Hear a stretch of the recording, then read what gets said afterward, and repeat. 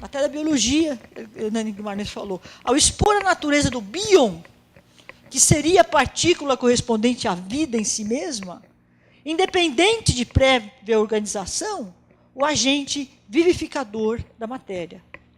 O autor se choca frontalmente com o princípio estabelecido no capítulo 4 do Livro dos Espíritos, onde o fluido vital. Sem a matéria, não é vida. Da mesma maneira que a matéria não pode viver sem ele. Ainda que o erro decorre da posição materialista que não admite o espírito como agente não físico.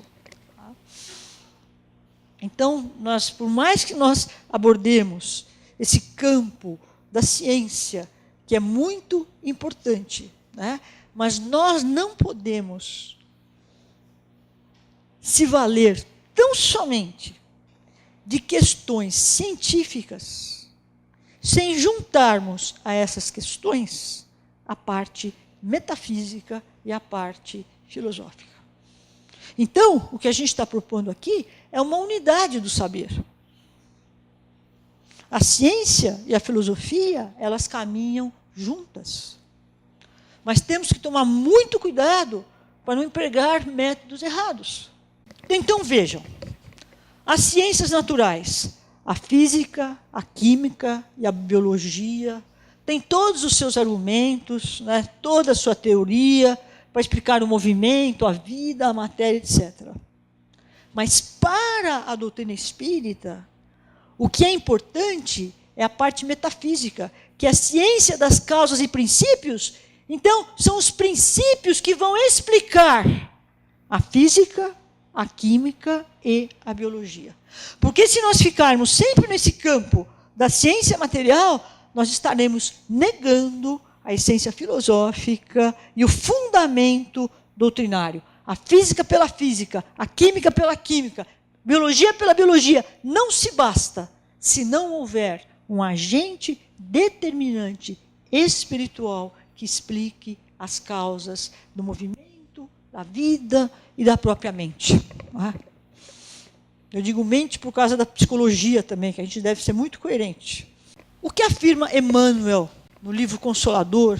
Ele afirma o seguinte: a filosofia constitui, de fato, a súmula das atividades evolutivas do espírito encarnado na Terra.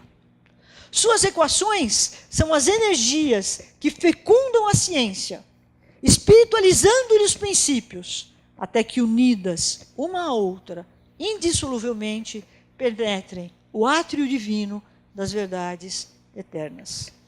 Então, não podemos, eu não quero trazer a sardinha para o meu lado, mas nós não podemos negar a parte filosófica junto à ciência.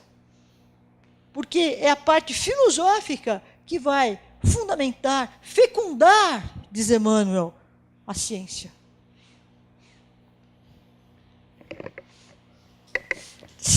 Agora eu vou apanhar. Não sou só eu falando, Herculano, hein, gente? Eu estou corroborando Herculano aqui. Estou brincando. Eu, logicamente, eu penso da mesma forma, corroboro, mas eu quero dizer que a gente não está absolutamente contra pessoas, absolutamente contra novas teorias, mas a gente deve tomar muito cuidado. Diz Herculano: além da premissa falsa em que se baseia, desenvolve o falso silogismo de que os conceitos espíritas, sendo mecanicistas, devem modificar-se, adaptando-se aos princípios quânticos e relativistas da física moderna. Meu Deus, para que adaptar-se à física quântica, que também é uma teoria corpuscular? Isso é um falso silogismo. Por quê? Porque porque são mecanicistas. O que significa ser mecanicistas? Que explica tudo através da mecânica da matéria, né? Mas não explica nada sobre a origem divina, a origem espiritual. Então isso é triste, porque diminui a doutrina. Vamos pensar juntos? Por que essa febre de física quântica? Por quê? Está demais, gente. De sala de aula, se você falar de física, pega fogo em 2 minutos. Mas que sejam raciocínios coerentes. Eu me vali aqui de uma entrevista com o nosso querido Alexandre, que a Eliana do Correio Fraterno fez, uma entrevista muito boa. Não é? Então é o Alexandre falando, não sou eu, vou botar a culpa em você agora. Passei a bola para ele. A Eliana perguntou, o que a física quântica tem a ver com o espiritismo? Precisamos dela para compreendê-lo? Responde o Alexandre, não tem nada a ver com o espiritismo. Ambas são teorias diferentes, desenvolvidas para a descrição de objetos de estudo distintos. Enquanto a física quântica é uma teoria da matéria, o espiritismo é uma ciência do espírito. Nossa, até me emociona isso, viu, Alexandre? Olha, para aprender e compreender o espiritismo e seus pontos fundamentais, em nada precisamos da física quântica ou de outras teorias modernas da ciência. Nós não precisamos de teorias científicas para legitimar o espiritismo. O espiritismo tem a sua própria autoridade, ele tem a sua lógica, ele tem os seus fundamentos, ele não tem nada que temer. Agora, é como se trouxéssemos uma ciência materialista que vai corroborar o espiritismo. Para quê? Para quê? Vamos nos atualizar, vamos. Mas não dizer que física quântica é espiritismo, porque não é. Tem nada a ver, é uma teoria corpuscular, conforme aborda Herculano aqui, com relação à teoria de Hernani Guimarães. Veja o que diz Emmanuel. A ciência, propriamente humana, poderá estabelecer bases convencionais, mas não a base legítima em sua origem divina. Porquanto os átomos e elétrons são fases de caracterização da matéria. Vamos falar de átomo, vamos falar de elétron. Mas são fases da matéria. Mas a base para isso tudo é explicar a origem divina.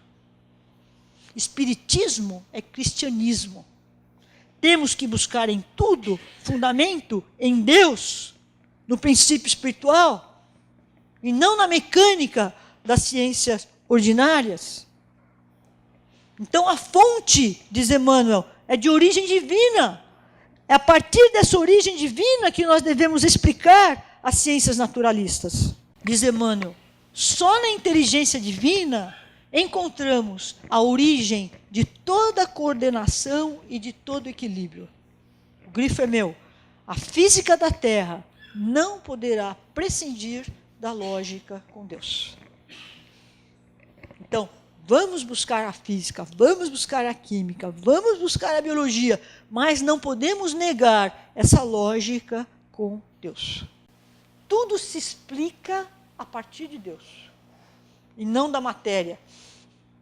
Em Kardec, como vemos em O Livro dos Espíritos, a natureza do espírito é definida como inteiramente diversa da natureza da matéria. Tudo bem, espírito e matéria são diversos. O universo se compõe de 3 elementos essenciais: Deus, espírito e matéria. Não é possível falar-se em mecanicismo quando se apresenta essa trilogia. Então, o mecanicismo explica tudo pelas leis da matéria, mas não explica nada através de Deus, através de um princípio agente.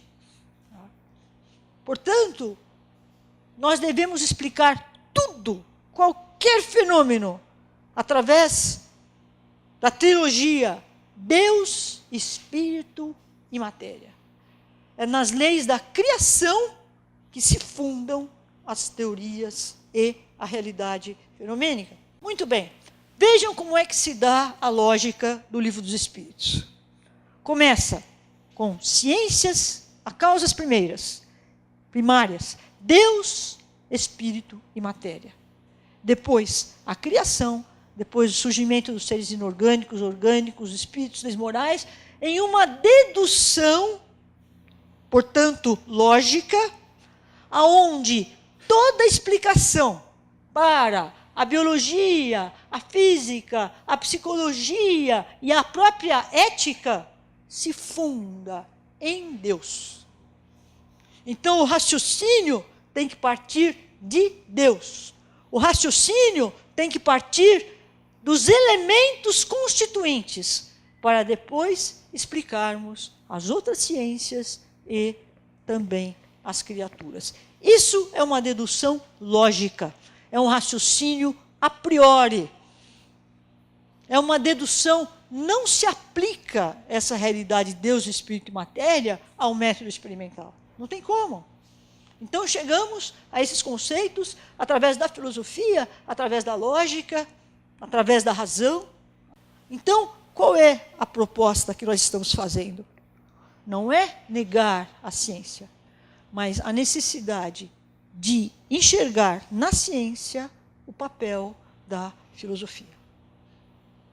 Coisa que muito pouco se pensa, ou nem se pensa, na doutrina. Concluímos, pois, esta análise, diz Herculano, repetindo que não se trata de nenhuma tentativa polêmica, e muito menos de qualquer forma de desconsideração para com o autor, mas tratando-se de uma nova tentativa doutrinária, somos obrigadas a encará-la com a devida firmeza. Então, nós devemos estudar, porque nós somos responsáveis por tudo que se fala do Espiritismo. Um estudo muito sério, metódico, preciso, e não simplesmente trazer teorias e dizer que isso é Espiritismo. E deixar bem claro que as ciências naturais fundam-se em Deus, Espírito e matéria. Portanto, a física, com seus conceitos, a biologia, com seus conceitos, a química, todas ciências louváveis, não preciso nem dizer isso. Mas no mundo acadêmico, a explicação é só materialista. Então, nós precisamos recorrer à filosofia, particularmente no estudo das substâncias, que são a fonte de tudo, para depois explicarmos a realidade fenomênica da química, da física, da biologia e da psicologia também, que eu não abordei hoje porque ia ficar muita coisa. Então, não podemos negar essa parte filosófica que fundamenta a ciência espírita. Tomemos muito cuidado.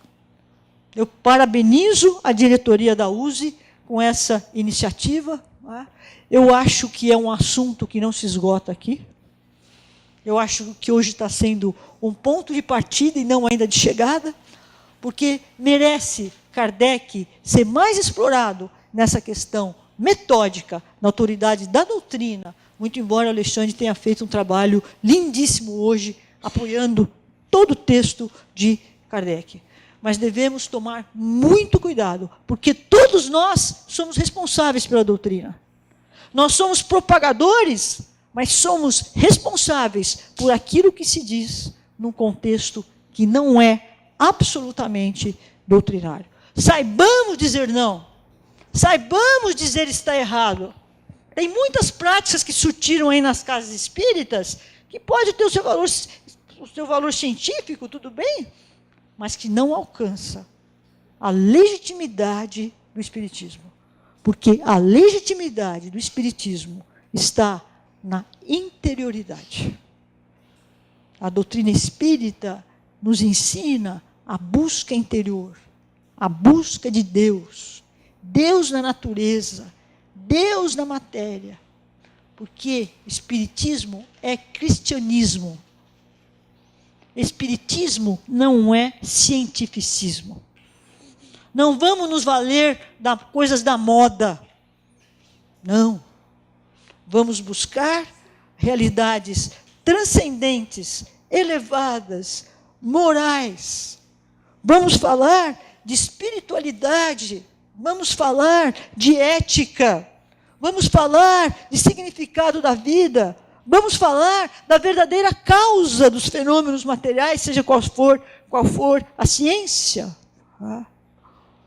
Então, qual é a proposta? É justamente estabelecer uma unidade, ciência e filosofia. Porque ambos se complementam.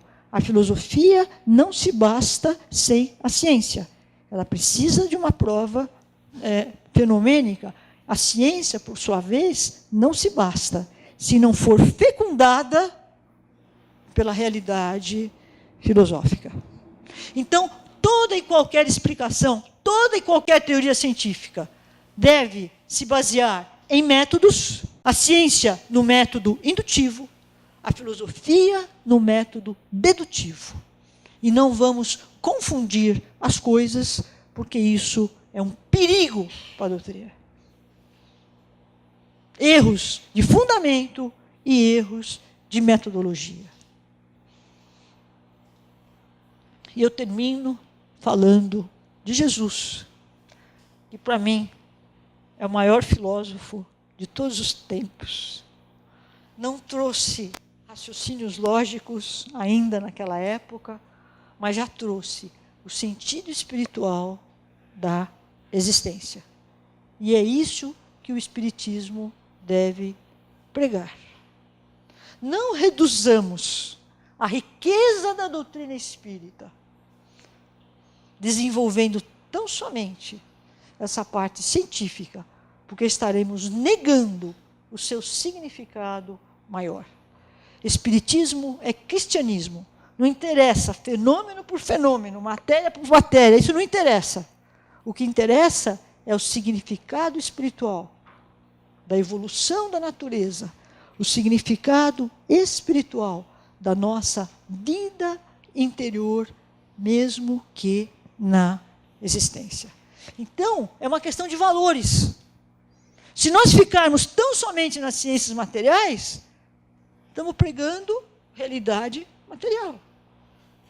Importa resgatar esse lado filosófico essencial, porque Kardec não partiu no Livro dos Espíritos de Deus à toa. Ele mesmo aplica esse método. Começa com Deus, as causas primárias, depois a criação. Ele empregou esse método. Então, toda e qualquer reflexão deve ser fundada nas leis da criação. Deus, espírito e matéria que se conjugam para dar existência, então, às criaturas. Sejamos todos nós fontes de alguma forma. Todos nós somos fonte porque possuímos essa essência divina em nós. E buscando por um esforço de elevação, por um esforço de intuição, exaltar o Espiritismo na sua riqueza, na sua legitimidade, através da importância da realidade metafísica e da realidade ética. Cuidemos. Eu me confesso preocupada, que o nosso apelo não fique por aqui. Mas se vocês sentem a validade de toda essa teoria, não minha, mas de Herculano, levem essa questão adiante. Por isso que eu peço, não se esgote aqui. Façamos cada um a sua parte. Que Jesus nos abençoe mais uma vez, que nós possamos exaltar a alegria de pensarmos o cristianismo através do Espiritismo. Aí nossas reuniões não são reuniões meramente raciocinadas, mas são reuniões que implicam em elevação, em transcendência e em alimento espiritual. Que assim seja.